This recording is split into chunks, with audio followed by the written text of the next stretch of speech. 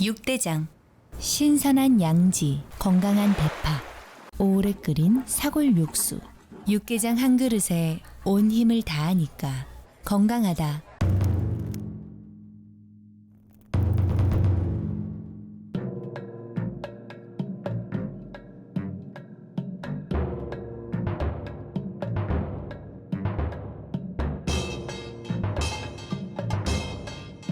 육개장은 육대장. 행복한 2월을 선물합니다. 여러분 곁에 라디오 서울이 함께합니다.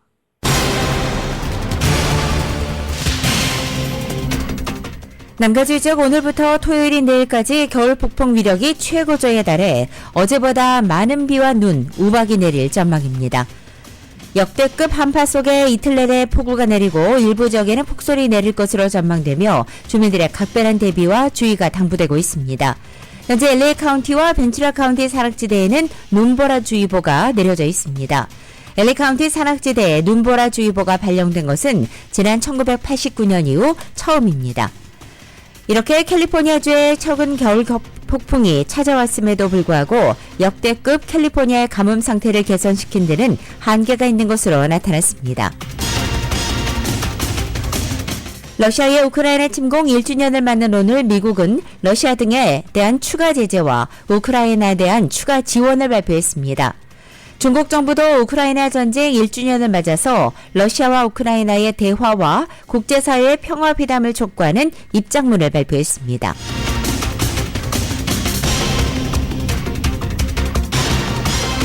미국에 이어 유럽연합의 핵심 기관들도 중국의 동영상 공유 플랫폼인 틱톡 사용을 금지하기로 최종 확정했습니다. 연준이 임금 인상에 따른 인플레이션을 우려하는 가운데 미국 서비스 부문의 노동시장이 여전히 견고하다는 우려가 이어지고 있습니다. 이재명 민주당 대표와 검찰이 연일 배임 액수를 두고 치열한 장외 공방을 벌이고 있습니다. 이런 가운데 논란의 여지가 있는 배임죄보다는 결국 뇌거는 성남FC 사건이 될 거라는 분석이 나왔습니다. 경찰의 수사 업무를 총괄하는 국가수사본부장에 검사 출신인 정순신 변호사가 임명됐습니다. 윤석열 대통령의 검사 재직 시절에 가까웠던 이른바 친윤 검사로 분류됩니다. 남가주의적 오늘도 다소 강한 바람과 함께 눈과 비가 내리고 LA 한인타운의 낮 최고 기온은 54도에 머물겠습니다. 이 시간 주요 뉴스는 하늘 위 호텔 세계 최대 항공기 아시아나항공 A380에서 차별화된 서비스를 만나보세요. 고국까지 편안하고 안전하게 모시는 아시아나항공 제공입니다. 여러분 안녕하십니까? 라디오 서울 모닝뉴스 2부 2월 24일 금요일 순서 김민정입니다. 오늘도 유지생 앵커의 개인적인 사정으로 저 혼자 진행하게 됩니다.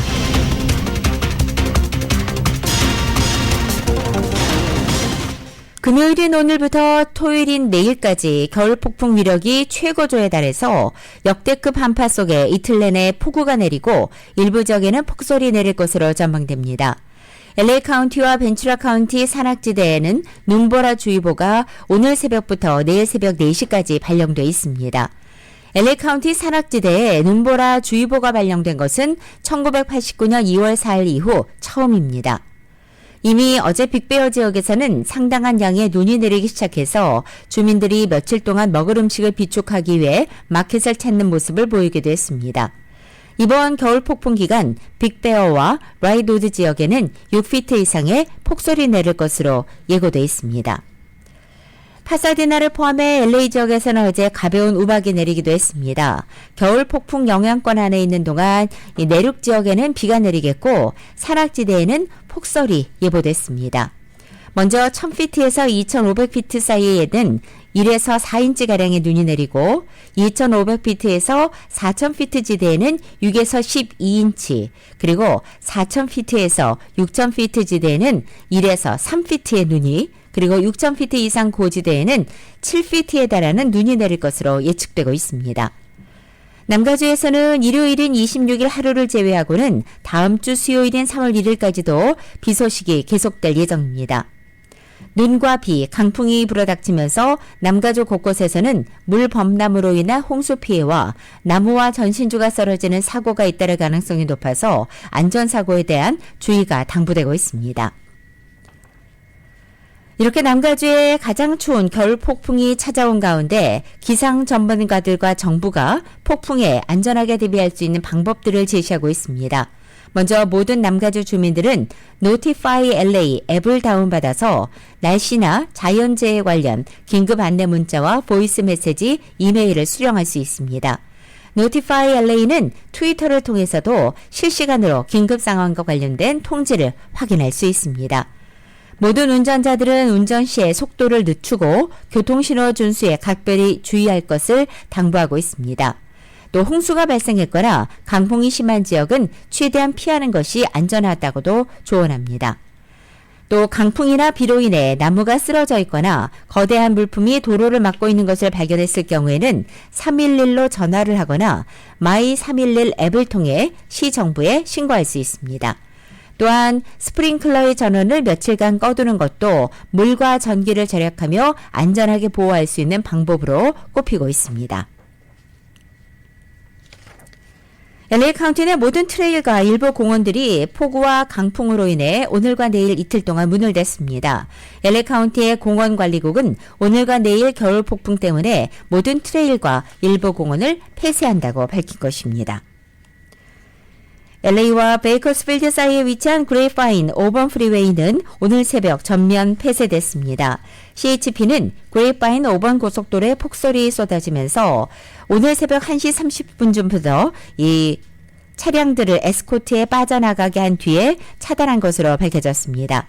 CHP가 폐쇄한 곳은 5번 프리웨이 파코로드 지점의 북쪽 방면과 그레이파인 부근의 남쪽 방면입니다.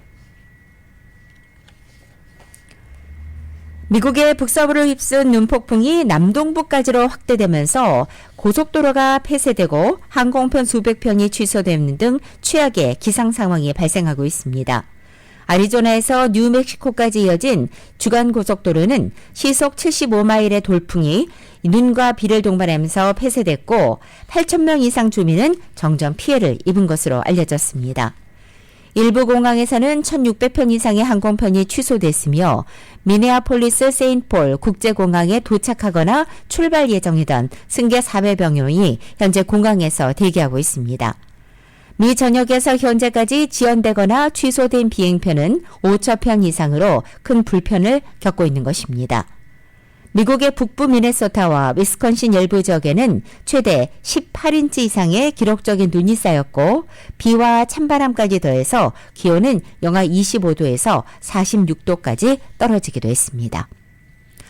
라디오 솔모닝 뉴스 2부는 1250만 불 교통사고 최고보상, 교통사고 전문 천재 변호사 리차드 호프만, 신용의 상징 유한양행 건강식품과 누구나 젊어지는 얼굴 피부과학 셀리온, 메디케어 시니어를 위한 전문의 허가가 아주 빠른 한인 최고 최대의 서울 메디칼 그룹, 금요일에 맥도날드 앱으로 구매하시면 미디엄 프렌치 프라이즈가 공짜입니다.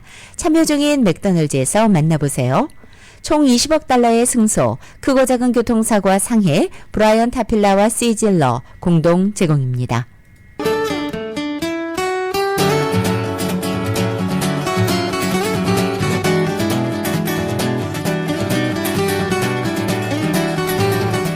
금요일에 맥도날드 앱으로 구매하시면 미디엄 프렌치 프라이즈가 공짜입니다. 참여 중인 맥도날드에서 만나보세요. 제공으로 2월 24일 금요일 남가주의 날씨입니다. 오늘은 어제보다 강력한 폭풍우가 예상되고 있습니다. 어제나 일부 지역에는 눈과 비가 섞여 내린 가운데 오늘 정오를 지나서는 어제보다 더욱더 강력한 비가 내릴 것으로 예상됩니다. 현재 남가주 대부분 지역에는 홍수주의보 발효돼 있고 산간 지역에는 눈보라주의보도 발효돼 있습니다.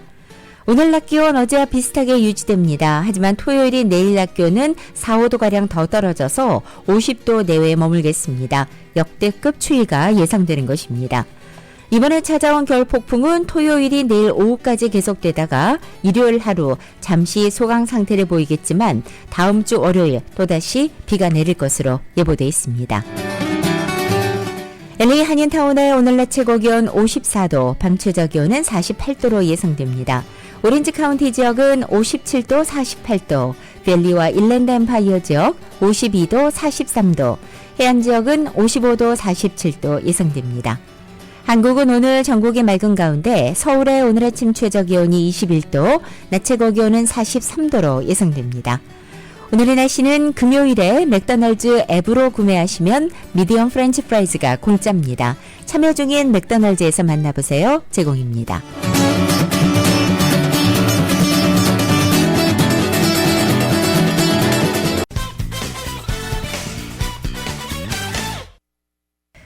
연준이 임금 인상에 따른 인플레이션을 우려하고 있는 가운데 미국의 서비스 부문 노동시장이 여전히 견고하다는 우려가 이어지고 있습니다. 블룸버그 통신은 어제 임금과 물가가 서로를 견인하면서 연쇄적으로 오르는 악순환과 유사한 조짐이 목격되고 있다고 보도한 것입니다. 최근에 임금 상승세가 둔화하는 것으로 보이는 조짐들도 있지만 여전히 코로나 확산 이전보다 현재 40% 넘게 오른 상태라는 진단입니다. 이렇게 물가가 오르면서 노동자들이 생활 수준 유지를 위해서 다시 임금 인상을 요구하고 사업체는 임금 인상분을 지급하기 위해서 가격을 더 올리는 시기라는 게 현재 블룸버그의 설명입니다. 연준은 아직 이 같은 임금과 물가 간의 악순환이 나타나지 않았다는 입장을 보이고 있지만 제롬 파월 연준 의장이 지난해 11월 임금 비중이 큰 주거 이외의 기타 서비스 부문이 근원 인플레이션의 압력을 잘 반영하는 만큼 주시할 필요가 있다고 말한 바 있습니다. 따라서 시장에서는 이 지표를 파악하기 위해서 초근원, 즉 슈퍼코어 인플레이션 용어까지도 등장하고 있는 상태입니다. 여기에 지난해 4분기 개인 소비 지출 PCE 가격 지수의 전기 대비 상승률이 이전 속보치보다 높은 3.7%로 수정된 것도 인플레이션의 우려를 키우는 부분으로 지적됩니다.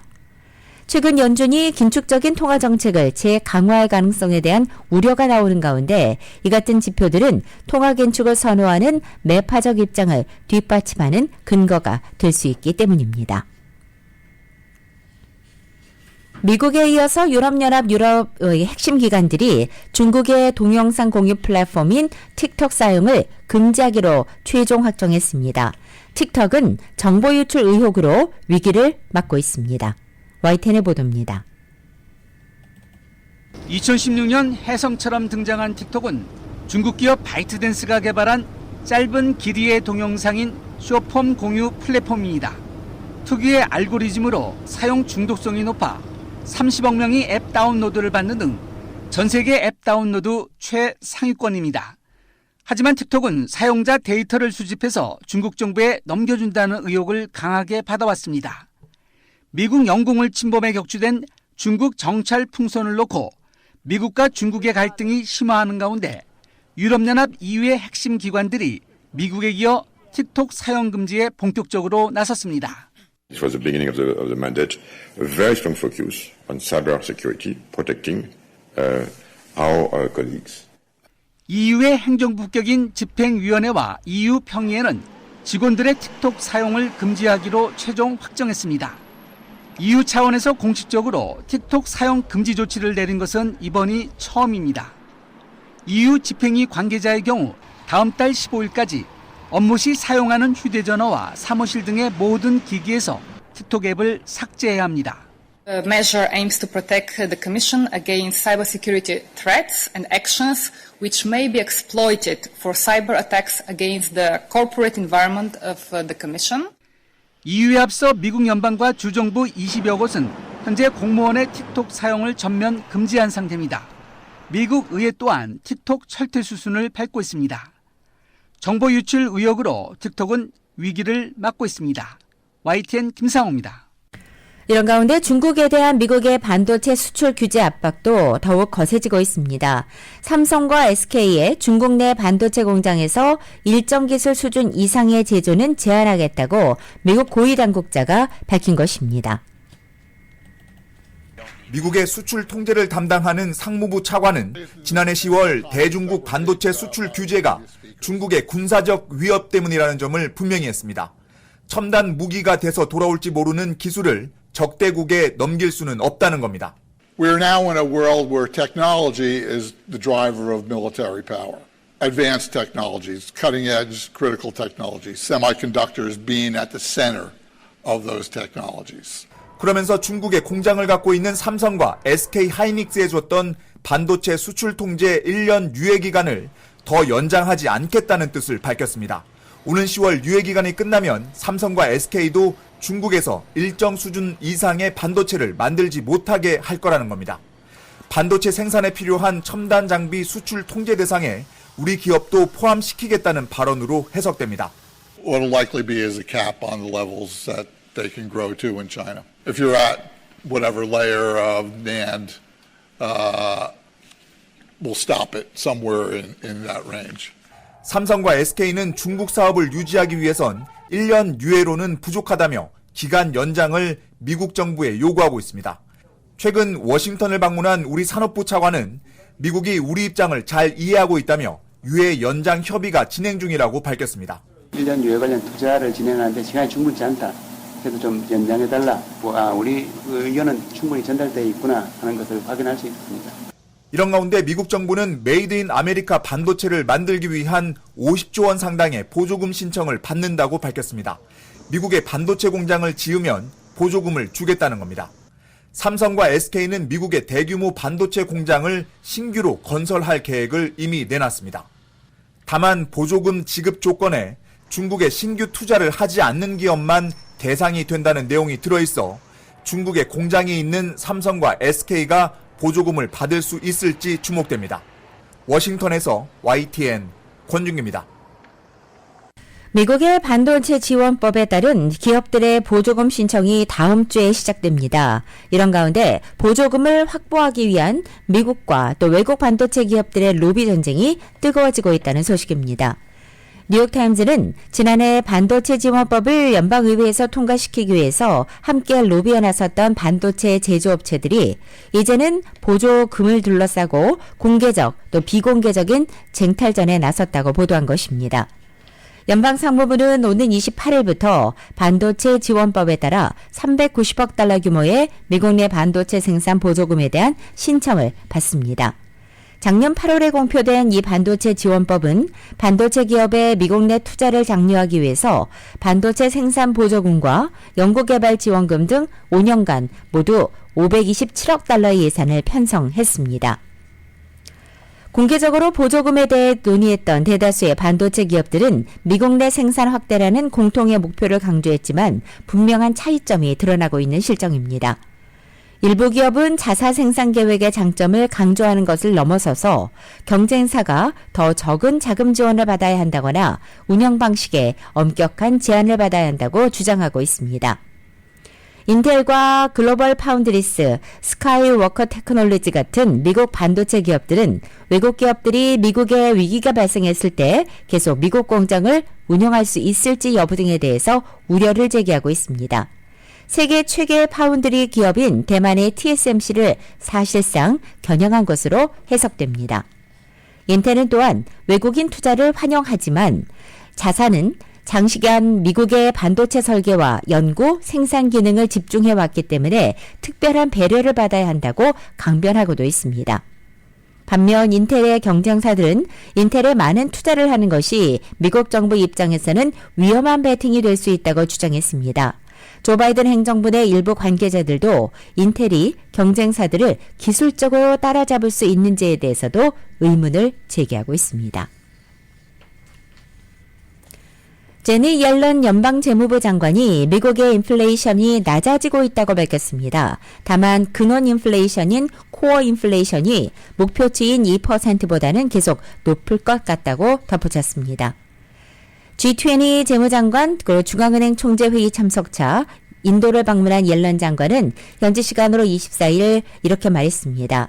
노동시장 호조와 미국의 강력한 대차 대조표 덕분에 경기 침체 없는 연착륙이 여전히 가능하다 믿는다고도 말했습니다. 하지만 연준의 목표 금리를 언급하면서 12개월 기반 연간 기준으로 재면 인플레이션이 내려오고 있고 더 내려갈 것으로 보지만 내가 생각하기에는 근원 인플레이션이 여전히 2%보다 높은 채로 유지될 것이라고 말했습니다. 근원 인플레이션은 농산물, 즉 곡류 제외한 석유류를 제외한 품목의 물가를 말하고 있습니다. 세계적으로 토마토에 이어서 두 번째로 많이 소비되는 채소인 양파 가격이 급등해서 이 또 하나의 시한폭탄이 되고 있다고 블룸버그 통신이 오늘 아침 보도했습니다. 최근 몇 달 동안 밀과 곡물 가격이 하락하면서 일부 주식 부족에 대한 우려가 줄어들었지만 복합적인 요인들이 건강하고 지속 가능한 식단의 핵심인 채소 시장을 뒤흔들고 있다는 것입니다. 그리고 그 중심에 양파가 있다고 블룸버그 통신은 보도했습니다. 세계 각국은 양파 같은 채소 가격이 치솟고 인플레이션이 악화되면서 공급량 확보에 나서고 있습니다. 양파 가격 급등은 파키스탄 대홍수와 중앙아시아의 비축 양파의 서리 피해, 또 우크라이나 전쟁 등의 연쇄적인 효과로 분석됩니다. 또한 북아프리카 농부들이 심각한 가뭄과 종자와 비료 가격으로 어려움을 겪는 것도 한 요인으로 꼽히고 있습니다. 양파 가격 급등은 시장 상인과 소비자 모두에게 큰 충격이 될 것으로 보입니다. 라디오 서울 모닝뉴스 2부 듣고 계십니다. 캘리포니아주에 최근 겨울 폭풍이 자주 찾아왔지만 캘리포니아의 역대급 가뭄 상태를 개선시킨 데는 한계가 있는 것으로 나타났습니다. 이에 대해 캘리포니아주 정부 세이프 아워 워터 측이 어제 절수 방법에 대해 논의하는 시간을 가졌습니다. 이윤 기자가 전해드립니다. 23일 SaveOurWater.com 프로그램 관계자들이 주최하에 열린 줌 미팅에서는 가주 전역에서 절수의 중요성을 강조하고 주민들에게 절수 방법을 소개했습니다. 현재 가주에는 3년간 이어진 가뭄으로 인해 물 부족 사태에 시달리고 있는데 이를 해결하기 위해서는 가주민들의 절수 노력이 어느 때보다 강조됩니다. 이날 열린 줌 미팅에서는 수도 전문가인 로퐁 전 세크라멘토시 시의원, 토마스 옹 몬터레이 팍 1지구 시의원, 샌프란시스코시 동쪽 지역의 수도를 제공하는 유틸리티 지구 이스트베이 뮤니시펄 워터 디스트릭트의 클리포드 첸 제너럴 매니저가 참여했는데 이들은 올해 1월과 이번 주에 발생한 가주 겨울 폭풍으로 가주를 적셨지만 이것만으로는 가주에 필요한 물을 채우기에는 한참 부족했다고 설명했습니다. 기후변화로 지난해 여름처럼 고온건조한 날씨가 올 여름에 이어질 전망이라 가뜩이나 물이 부족한 가주의 경우 주민들의 절수 생활화가 어느 때보다 중요하다고 입을 모았습니다. 토마스 옹 몬터레이 팍 1지구 시의원은 주민들이 마당에 사용되는 스프링클러를 점검하고 비가 온다면 반드시 꺼달라고 당부했습니다. Please turn off your sprinklers if you're listening to this or reading this. It can help save thousands and hundreds of thousands of gallons of water collectively if we just simply turn off our automatic sprinklers when it rains. 클리포드 첸 이스트베이 뮤니시펄 워터 디스트릭트 제너럴 매니저는 가주민들이 물을 사용 추적할 수 있는 장치를 설치해 $200의 리베이트를 받을 수 있도록 하는 다양한 프로그램을 제공하고 있다고 밝혔습니다. For our customers who want to track their water use, we offer up to a $200 rebate to install a flow meter, so you can see how much water you're using on your phone. 로퐁 전 세크라멘토시 시의원은 가주의 현재 기후변화가 계속 이어진다면 2024년에는 가주 물 공급의 10%를 이룰 수 있다고 지적하며 주민들에게 절수를 강조했습니다. Experts have said that we could lose up to 10% of our water supply in the state by 2040 if we continue to experience these extreme weather patterns. 이들은 로컬 정부에서도 관련 법안을 마련해 물 공급, 폐주 정화시설 마련 등 박차를 가할 것이지만 중요한 것은 가주민들의 절수 노력이 병행되어야 된다는 점을 강조했습니다. 라디오 서울 뉴스 이은입니다. 코로나 팬데믹이 시작된 지 이제 3년이 다 돼갑니다. 캘리포니아에서는 그동안 코로나로 인한 사망자 수가 10만 명을 넘은 것으로 집계됐습니다. 정효로 기자가 전해드립니다. 다음 달이면 코로나 팬데믹 비상사태가 시작된 지 3년이 됩니다. 가주 보건국은 코로나 바이러스로 그동안 가주에서 숨진 주민 수가 10만 명이 넘었다고 밝혔습니다. 캘리포니아주의 코로나 바이러스 사망자 수가 전국 타주에 비해서 가장 많은 사망자 수를 기록했는데 인구가 많기 때문입니다. 가주의 뒤를 이어 텍사스와 플로리다, 뉴욕, 펜실베니아에서 코로나 바이러스로 인한 사망자 수가 많은 것으로 나타났습니다. 전국에서 가장 인구가 많은 카운티인 LA 카운티의 경우 코로나 바이러스로 인한 사망자 수는 3만 5천 명을 넘어섰습니다. 사망자 수만 놓고 보면 캘리포니아주가 전국에서 코로나 사망자 수가 가장 많지만 인구 수에 비례해 사망률로 따지면 가주의 사망률은 낮은 편에 속합니다. 가주는 인구 10만 명당 사망자 수 255명꼴로 사망자 비율로만 보면 전국에서 11번째로 코로나 사망자 수가 낮은 주정부입니다. 반면 아리조나, 오클라호마, 미시시피, 테네시, 웨스트 버지니아, 알칸사, 뉴멕시코, 알라바마, 미시간, 플로리다주는 인구 10만 명당 416명꼴로 코로나 사망률이 높습니다. 팬데믹이 거의 종식된 상황인 올해 들어서도 가주에서 코로나 바이러스로 2,200명이 숨진 것으로 드러났습니다. 가주보건국은 지난 1년 동안에 걸쳐 가주에서 코로나로 인한 입원 환자와 사망률이 급격히 줄었지만 코로나 위험이 주민 모두에게 줄어든 것은 아니라고 강조했습니다. 노약자, 만성질환자, 예방접종을 받지 않은 주민들은 여전히 코로나에 노출될 경우 위험이 높습니다.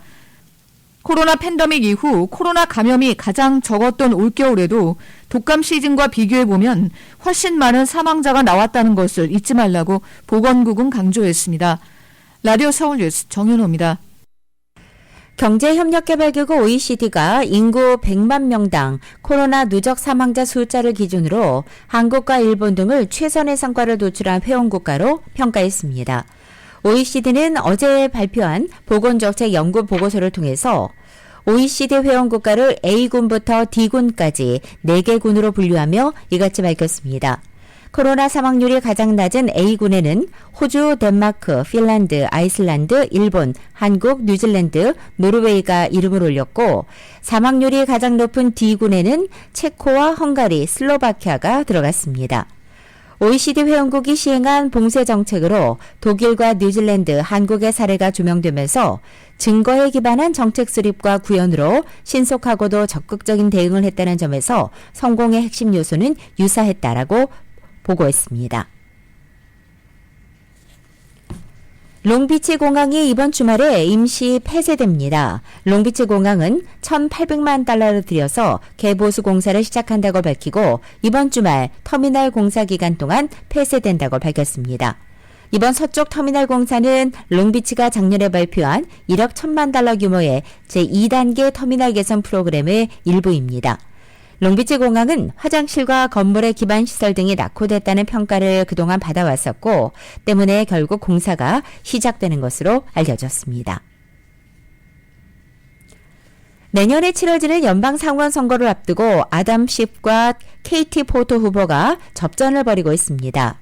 이 샌디에고에 있는 시월드가 더 이상 현금을 받지 않는다고 합니다. 이은 기자가 로컬 소식 종합해드립니다. 내년에 치러지는 연방 상원 선거를 앞두고 아담 시프와 KT 포토 후보가 팽팽한 접전을 벌이고 있습니다. UC 버클리 정부연구소가 실시한 여론조사 결과 아담 시프 후보가 22%, KT 포토 후보가 20%의 지지를 받는 것으로 나타났습니다.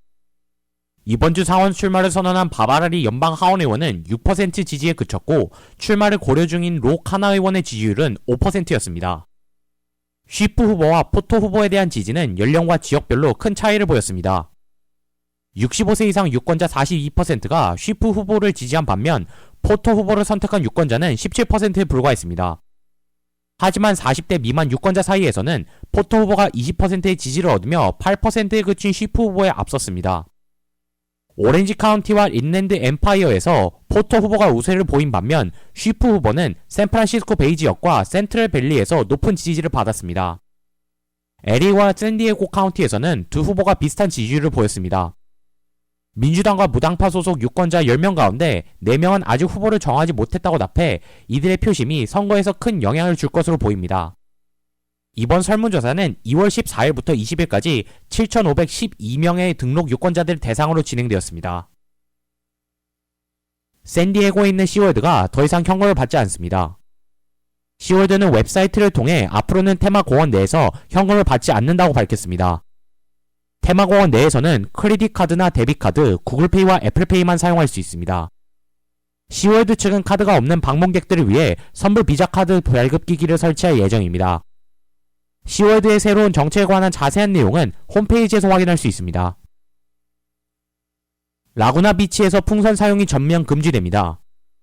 라구나 비치 시의회는 화요일 회의를 통해 공공장소에서의 풍선 사용을 금지하는 조례안을 통과시켰습니다.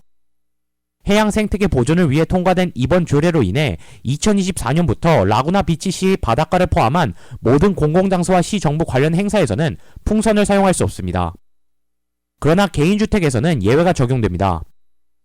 조립 위반 시 $100의 벌금이 부과되며 세 번째 적발 시에는 $500의 벌금을 내야 합니다. 알루미늄 호일로 만들어진 풍선의 경우 해양 생물들의 생명을 위협하는 것은 물론이고 고압선에 달라붙어 정전 피해와 함께 산불 발생의 잠재적인 원인이 되기도 합니다. 라디오 서울 뉴스 이은입니다.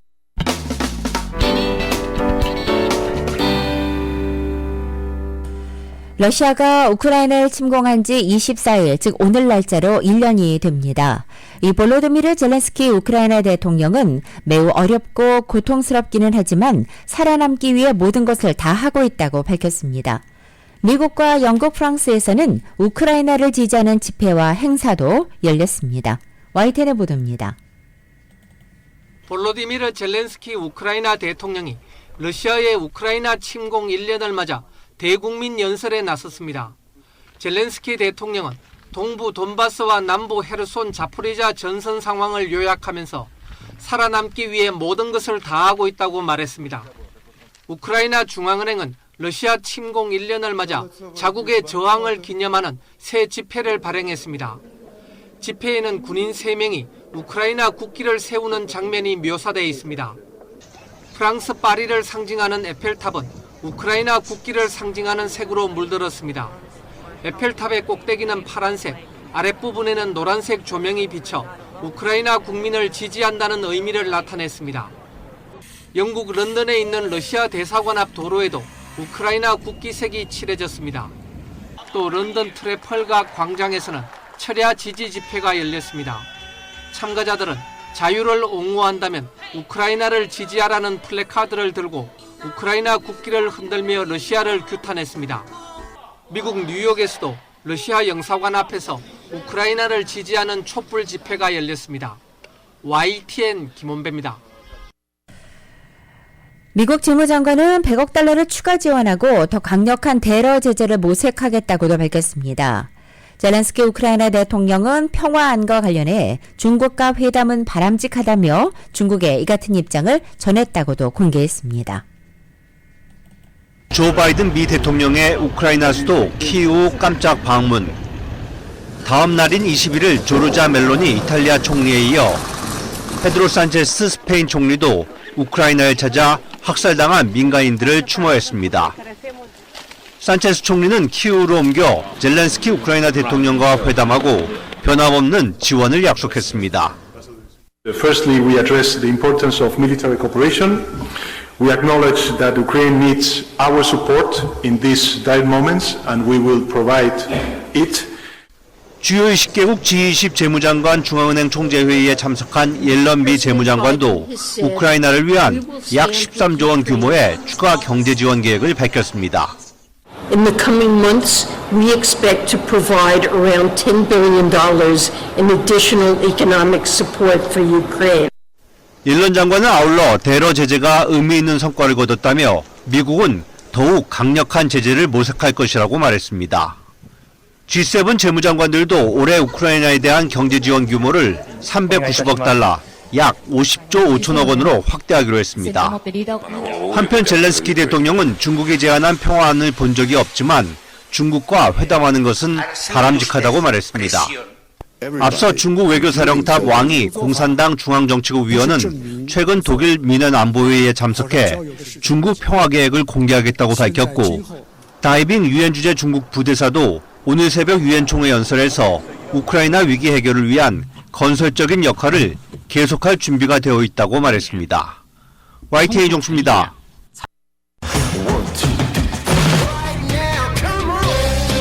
라디오 서울 모닝뉴스 2부 스포츠 소식입니다. 스포츠 소식은 전문가가 추천하는 이민법과 가정법 전문 재인정 종합법률사무소 제공입니다.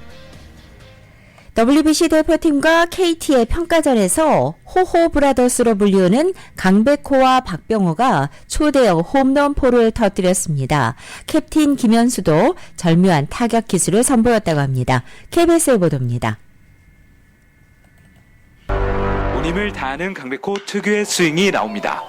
강백호는 한동안 공을 바라보다 일루로 향했고 공은 카메라도 못 잡을 정도로 경기장 전체를 넘어갔습니다.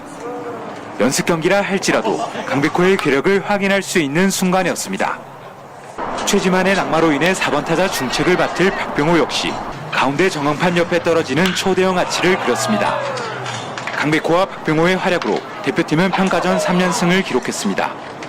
다른 해보다 훈련량이 좀 많았었는데 좀 효과가 좋았던 것 같고요. 중요한 대회에서 잘 칠 수 있도록 좀 더 노력해보겠습니다. 또 한 명의 해결사는 베이징 올림픽을 시작으로 개인 통산 10번째 태극마크를 단 김현수였습니다. 김현수는 엉덩이가 빠진 채로 절묘한 적시타를 쳐 대표팀의 완승에 기여했습니다. 항상 국제대회는 의미가 남다르다고 생각을 하고요. 이 전대에 조금 저희가 부족했기 때문에 만회하고자 하려고 하는 마음이 큰 것 같습니다. 대표팀의 마무리 투수 고우석이 KT 소속으로 마운드를 밟은 것도 위태로웠습니다. 고우석은 절정의 기량을 뽐낸 강백호를 뜬공으로 잡아내며 1이닝을 실점 없이 맞고 9위를 점검했습니다. 평가전 3연승을 기록한 이강철호는 WBC 개막에 맞춰 순조롭게 컨디션을 끌어올리고 있습니다. 투싼에서 KBS 뉴스 하무림입니다. 한편 한국의 라이벌인 일본 대표팀은 구름 관중에 지켜보는 가운데 훈련에 한창이라고 합니다. 특히 경계 대상 1호 이 무라카미는 마치 올스타 홈런 레이스를 연상시키듯이 힘 자랑을 해서 이번 주 내내 화제가 되고 있습니다. KBS입니다. 일본의 미야자키 훈련장에 매일 2만 명 가까운 인파가 모여들고 있습니다. 훈련 중이던 일본 대표 선수들이 팬들과 인사하는 장면이 포착되는 가운데 단연 주목받는 타자는 우리 투수들의 경계 1호 무라카미입니다. 지난해 56호 홈런을 친 거포답게 타구가 외야 관중석 상단에 꽂힙니다. 마치 올스타전 홈런 레이스를 보는 착각이 들 정도. 지켜보는 팬들의 탄성이 생생히 메아리칩니다. 이미 라이브 피칭에서 대형 홈런을 허용한 다르비슈는 재치 있는 농담으로 극찬했고 무라카미는 다루비쉬에게 홈런 친 경험을 살려 WBC에 출전한다고 각오를 말했습니다. 한일전 선발 후보 중 한 명인 다루비쉬는 후배들에게 그립을 조언하고 있는 가운데 일본 최고 스타 오타니는 다음 달 1일 소속팀 지범 경기를 뛰고 일본 팀에 합류합니다. 우리나라의 김하성과 에드먼 역시 다음 주 합류할 예정이어서 3월 1일 이후 대한민국과 일본 모두 완전체가 될 전망입니다. KBS 뉴스 강재훈입니다. 맨체스터 유나이티드가 바르셀로나를 무려 15년 만에 잡고 유로파리그 16강에 진출했습니다. 반면 한때 유럽 무대를 호령했던 바르셀로나는 챔스도 아닌 유로파리그 조기 탈락으로 고개를 숙이고 말았습니다. KBS입니다. 맨유는 레반도프스키에게 페널티킥 골을 먼저 내주고 후반을 맞이했습니다. 맨유는 후반 2분 만에 바르셀로나보다 더 정교한 연결로 기회를 만들었고 프레드가 오른발로 마무리했습니다. 천적 바르셀로나를 넘으려는 맨유의 집념은 후반 28분 제대로 발휘됐습니다. 한 번, 두 번, 세 번의 슈팅 끝에 안토니가 기어이 골망을 흔들며 홈팬들 앞에서 승부를 뒤집었습니다. 박지성이 뛰던 시절인 2008년 이후 무려 15년 만에 거둔 바르셀로나전 승리였습니다. 맨유는 1, 2차전답게 4대3으로 앞서며 16강 무대를 밟게 된 반면 바르셀로나는 유로파리그 16강 문턱에서도 좌절하며 고개를 숙였습니다. 유벤투스 디 마리아가 제대로 가마찬 슈팅이 환상적인 궤적을 그립니다. 왼발의 마법사라는 별명에 걸맞는 멋진 골이었습니다. 디 마리아는 자신이 유도한 페널티킥을 직접 차 두 번째 골을 기록하더니 골문 앞에서 높게 솟구친 몸을 머리로 마무리해 세 번째 골까지 넣었습니다. 골키퍼가 공을 쳐냈지만 판독 결과 골라인을 넘어간 걸로 확인돼 해트트릭을 완성했습니다. 경기장에 난입한 에인트호벤 팬이 세비야 골키퍼 드미트로비치를 향해 주먹을 날립니다. 드미트로비치가 몸싸움 끝에 팬을 제압했지만 목 부위에 상처를 입어 경기장 안전 문제가 도마 위에 올랐습니다. KBS 뉴스 박선우입니다.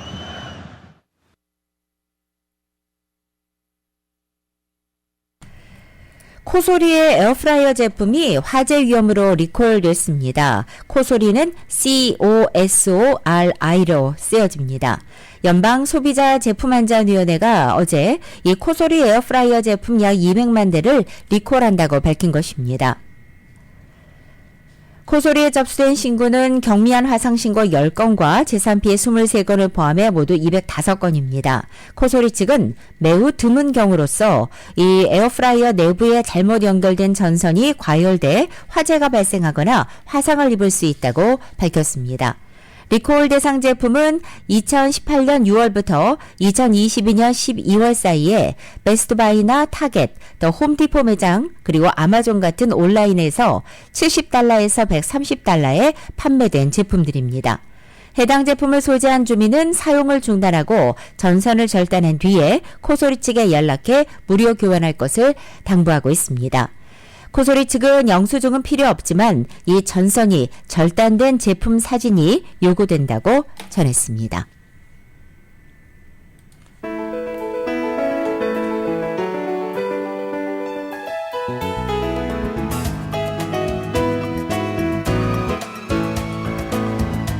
라디오 서울 모닝뉴스 2부 이 시간은 1250만 불 교통사고 최고 보상, 교통사고 전문 천재 변호사 리차드 호프만, 신용의 상징 유한양행 건강식품과 누구나 젊어지는 얼굴 피부과학 셀리온, 메디케어 시니어를 위한 전문의 허가가 아주 빠른 한인 최고 최대의 서울 메디칼 그룹, 금요일에 맥도날드 앱으로 구매하시면 미디엄 프렌치 프라이즈가 공짜입니다. 참여 중인 맥도날드에서 만나보세요. 총 $20억 승소, 크고 작은 교통사고와 상해 브라이언 타필라와 세이젤러 공동 제공이었습니다. 이상으로 2월 24일 금요일 순서 라디오 서울 모닝뉴스 1부와 2부 순서를 모두 마치겠습니다. 지금까지 진행의 김윤정, 뉴스 편집의 유지승이었습니다. 함께해 주신 여러분 고맙습니다.